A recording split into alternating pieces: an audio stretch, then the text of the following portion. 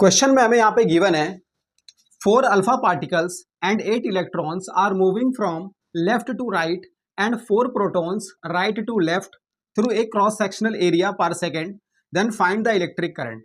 सो कोई cross sectional area है, यहाँ से 4 अल्फा पार्टिकल्स जो है लेफ्ट से राइट मूव कर रहे हैं। सो 4 अल्फा पार्टिकल मूव कर रहे हैं लेफ्ट से राइट एंड 8 इलेक्ट्रॉन्स मूव कर रहे हैं।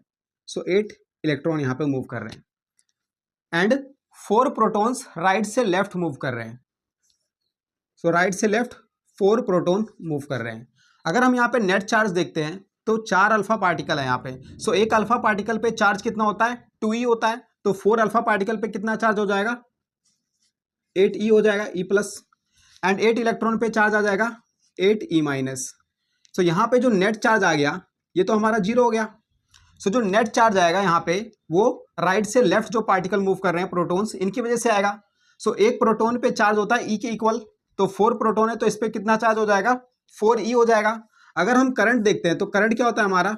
चार्ज पर यूनिट टाइम होता है। Q होता है हमारा NE अपॉन में T आ जाएगा।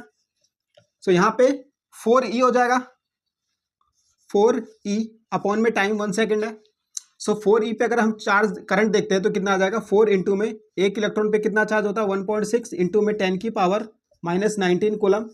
सो ये आ जाएगा हमारा यहाँ से मल्टीप्लाई करके 6.4 इंटू में 10 की पावर माइनस 19।